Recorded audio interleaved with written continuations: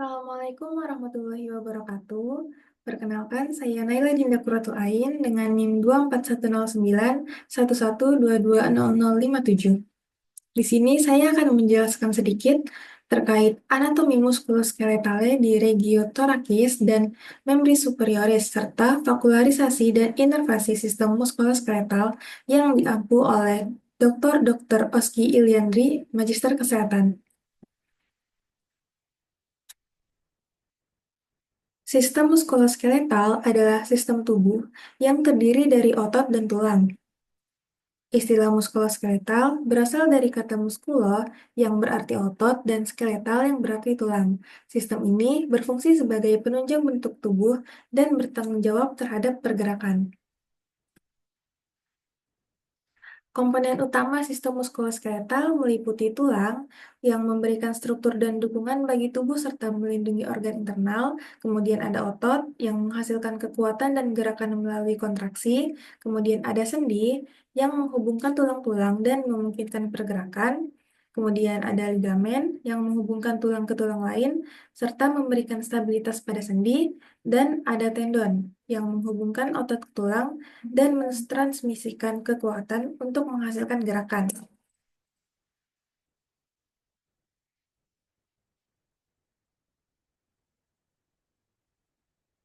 Regiotorakis atau daerah dada terdiri dari beberapa struktur tulang utama seperti sternum, 12 pasang tulang rusuk, dan vertebrae thoracalis. Sternum orang dewasa terdiri dari tiga bagian besar, yaitu manubrium sterni yang lebar dan terletak di superior, kemudian ada corpus sterni yang sempit dan terletak di longitudinal, dan ada processus xiphoideus yang sempit di inferior. Yang pertama yaitu manubrium sterni. Nah, manubrium sterni ini membentuk sebagian dari kerangka tulang leher dan kavitas torakis. Permukaan superior manubrium terbentang ke lateral dan memiliki cekungan yang unik dan dapat diraba di bagian tengahnya, yaitu di incisura jugularis. Kemudian corpus sterni, yaitu berbentuk pipih. Permukaan anterior corpus sterni seringkali ditandai dengan rigi-rigi transversus yang merupakan garis-garis penyatuan antara bagian-bagian segmental yang bernama sternebrae. Dari sternebrae, bagian sternum ini muncul secara embriologis. Kemudian yang terakhir ada processus xiphoideus. Processus xiphoideus adalah bagian terkecil dari sternum yang bentuknya bervariasi, bisa lebar, tipis, menajam, bercabang, dua atau bifida, melengkung, atau berbelah.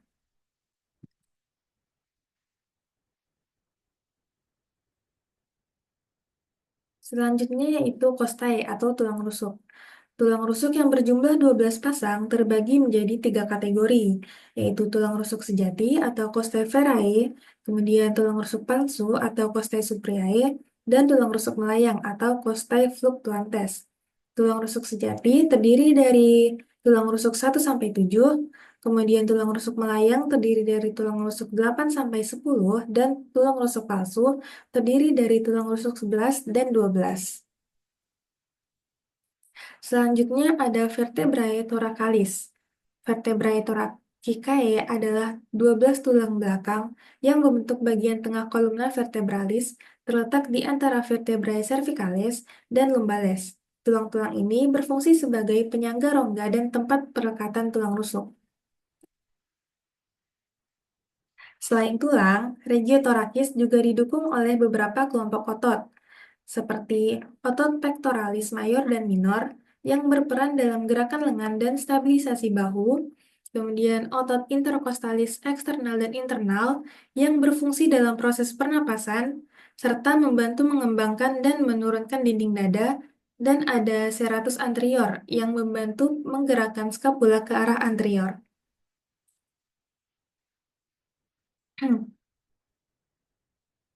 Selanjutnya, kita akan membahas membri superioris atau anggota gerak atas yang terdiri dari bahu, lengan atas, lengan bawah, dan tangan. Struktur tulang utama di daerah ini meliputi clavikula yang berbentuk seperti huruf S dan berfungsi menghubungkan sternum dengan scapula. Kemudian ada scapula atau tulang belikat yang menjadi tempat perlekatan berbagai otot bahu. Kemudian ada humerus, tulang panjang di lengan atas yang berartikulasi dengan radius dan ulna di sendi siku. Kemudian ada radius dan ulna yang berperan dalam pergerakan pronasi dan supinasi. Dan ada tulang-tulang tangan, termasuk karpal, metakarpal, dan falanks. Kemudian sendi penting yang ada di membri superior yaitu ada articulatio glenohumeralis atau sendi bahu.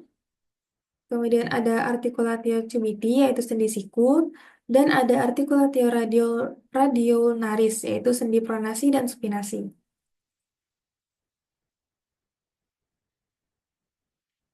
Otot-otot membri superioris terdiri dari beberapa kelompok penting seperti deltoid yang berfungsi bertanggung jawab atas abduksi lengan. Kemudian ada rotator cuff yang terdiri dari supraspinatus, infrapinatus, teres minor, dan subscapularis yang berperan dalam stabilisasi bahu. Kemudian ada bicep brachii yang berfungsi dalam fleksi siku dan supinasi lengan bawah, dan ada triceps brachii sebagai ekstensor siku.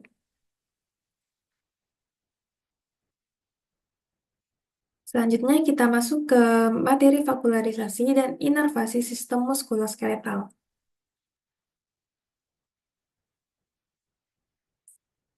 Vaskularisasi berarti bagaimana jaringan tubuh mendapatkan suplai darah melalui pembuluh darah, yaitu arteri, vena, dan kapiler. Darah membawa oksigen dan nutrisi yang diperlukan agar otot, tulang, dan jaringan tetap sehat dan berfungsi. Arteri bertugas membawa darah berisi oksigen dari jantung ke seluruh tubuh dan memberikan nutrisi serta oksigen yang diperlukan.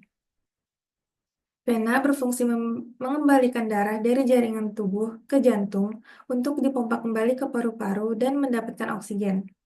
Sementara itu, kapiler adalah pembuluh darah kecil yang berperan sebagai tempat pertukaran oksigen, nutrisi, dan zat sisa antara darah dan sel tubuh.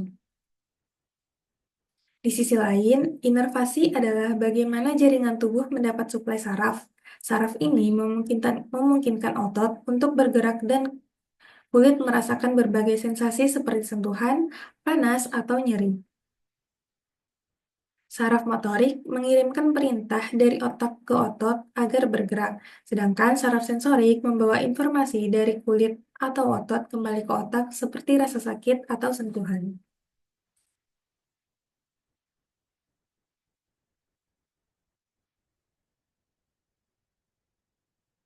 Selanjutnya, kita masuk ke vaskularisasi dalam sistem muskuloskeletal yang terdiri dari otot, tulang, sendi, dan jaringan ikat. Semua struktur ini membutuhkan suplai darah agar berfungsi dengan baik. Yang pertama yaitu suplai darah arteri atau pembuluh darah yang membawa oksigen. Beberapa arteri utama berperan penting dalam sistem ini. Pertama yaitu untuk ekstremitas atas. Suplai darah dimulai dari arteri subclavia yang berubah menjadi arteri brachialis. Arteri ini kemudian bercabang menjadi arteri radialis di sisi ibu jari dan arteri ulnaris di sisi kelingking. Menariknya, arteri radialis sering digunakan untuk memeriksa denyut nadi di pergelangan tangan. Di ekstremitas bawah, suplai darah berasal dari arteri femoralis di paha. Arteri ini berubah menjadi arteri popliteal di belakang lutut, kemudian bercabang menjadi arteri tibialis anterior dan posterior, serta arteri dorsalis pedis di kaki. Kita bisa meraba arteri dorsalis pedis di punggung kaki untuk memeriksa aliran darah ke kaki. Sedangkan di batang tubuh, arteri terbesar adalah aorta, yang bercabang untuk menyuplai darah ke otot-otot di dada, perut, dan punggung.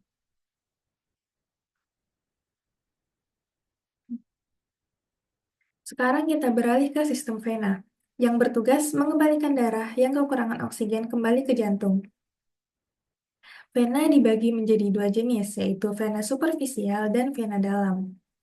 Vena superficial terletak di dekat permukaan kulit. Contohnya adalah vena savena magna, vena panjang di sisi dalam kaki yang sering digunakan dalam operasi bypass jantung.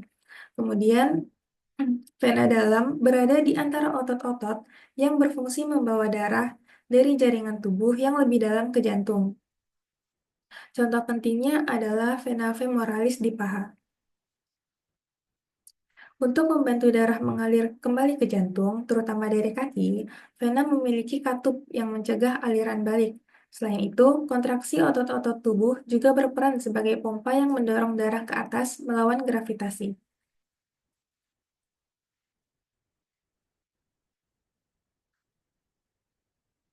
Berikutnya kita bahas inervasi sistem muskuloskeletal.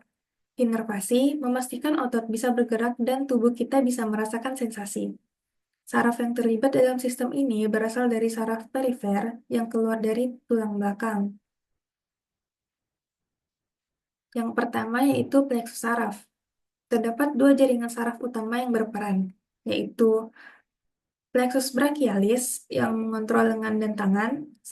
Saraf pentingnya adalah saraf radialis yang menggerakkan otot ekstensor lengan dan membantu meluruskan siku serta pergelangan tangan. Kemudian saraf medianus yang berperan dalam gerakan ibu jari dan sering terjepit pada sindrom terowongan karpal. Dan ada saraf ulnaris yang berfungsi pada gerakan jari kelingking dan sisi tangan. Selanjutnya yaitu plexus plexus lumbosakral yang mengontrol tungkai dan kaki. Saraf pentingnya adalah saraf femoralis yang menggerakkan otot paha depan atau quadriceps dan saraf ischiadicus, yaitu saraf terbesar di tubuh yang mengontrol otot-otot belakang paha, tungkai, dan kaki. Cedera pada saraf ini bisa menyebabkan nyeri ischiadik atau sciatica. Terakhir, ada konsep dermatom dan miotom. Dermatom adalah area kulit yang dipersarafi oleh satu saraf tulang belakang, misalnya dermatom L4 yang meliputi bagian depan paha dan lutut. Kemudian yang terakhir adalah miotom, adalah sekelompok otot yang dikontrol oleh satu saraf tulang belakang. Contohnya, miotom C5 mengontrol otot deltoid yang berfungsi untuk mengangkat lengan. Mungkin itu saja yang bisa saya sampaikan, kurang lebihnya saya mohon maaf. Wassalamualaikum warahmatullahi wabarakatuh.